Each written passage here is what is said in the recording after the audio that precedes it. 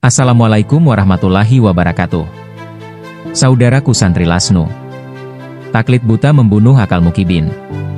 Sesungguhnya menyingkap persoalan besar dalam dunia Islam kontemporer, kemalasan berpikir yang dibungkus dengan taklid dan sentimen kelompok. Saudaraku santri Lasnu, agama tanpa ilmu adalah jerat, Islam bukan agama mitos. Ia adalah agama ilmu.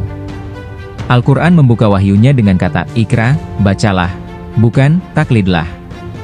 Allah memerintahkan umatnya untuk berpikir, meneliti, dan mendalami. Dalam surah Al-Zumar ayat 9, Allah menegaskan, katakanlah, apakah sama orang-orang yang mengetahui dengan orang-orang yang tidak mengetahui?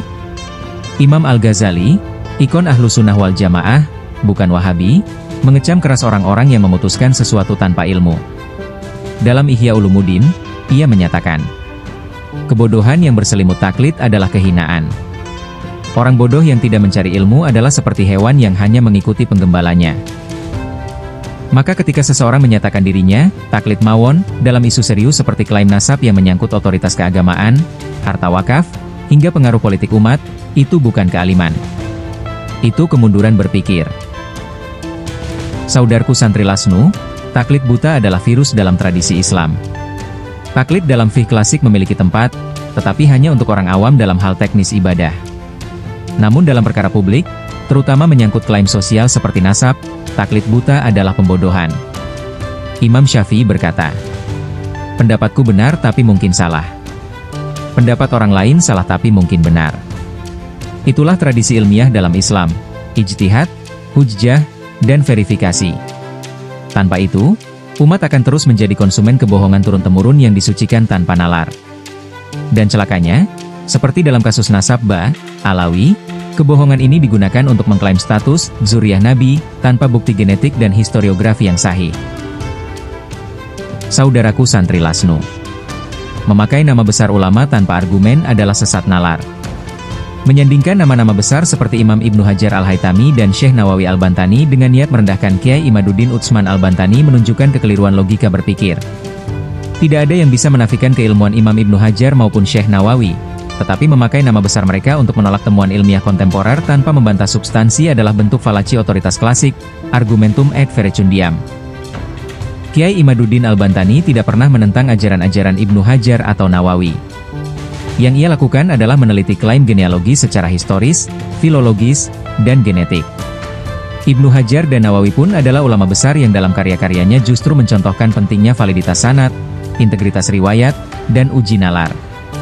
Apakah pantas mencomot nama mereka hanya untuk menolak sebuah penelitian yang bersandar pada bukti? Syekh Nawawi Al-Bantani bahkan dalam tafsir Marah Labid berkali-kali mendorong umat Islam untuk menggunakan akal, memverifikasi kabar, dan menjauhi taklid buta. Beliau bukan penganjur stagnasi nalar, apalagi pembela nasab palsu. Maka jika seseorang hanya merasa lebih mantap kepada ulama-ulama klasik sambil mengejek peneliti kontemporer yang menyodorkan bukti, itu bukan sikap ilmiah. Itu pengidolaan yang tidak bertanggung jawab. Ilmu tidak bisa dilawan dengan rasa mantap. Ia hanya bisa dibantah dengan dalil. Saudaraku santri Lasnu, ketika taklid menjadi alat kuasa maka klaim keturunan Nabi bukan hal kecil.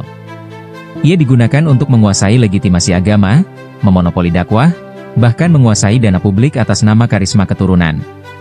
Maka ketika seseorang mengaku tak pernah meneliti, tapi tetap membela satu pihak, itu bukan tawadu. Itu ketundukan tanpa nurani.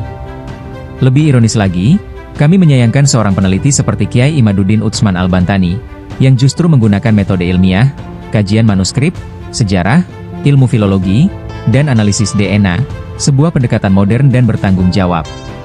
Padahal, dalam Islam, siapapun yang membawa hujjah wajib didengar, sebagaimana prinsip dalam surah Al-Hujurat ayat 6. Jika datang kepadamu seorang fasik membawa berita, maka periksalah dengan teliti. Apalagi jika yang datang adalah seorang ulama peneliti, bukan fasik. Saudaraku santri Lasnu, umat Islam harus bangkit melalui ilmu. Jika umat Islam ingin bangkit, maka jalan satu-satunya adalah dengan meninggalkan kultus personal dan membangun tradisi keilmuan berbasis data dan nalar.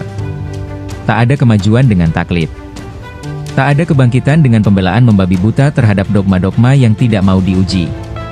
Imam Al-Nawawi, ulama besar mazhab Syafi'i, menegaskan dalam Al-Majmu, bahwa tidak boleh menetapkan perkara besar tanpa dasar ilmiah.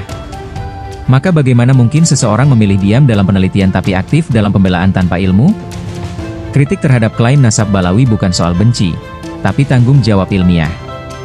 Tidak semua orang yang menolak taklid adalah Wahabi.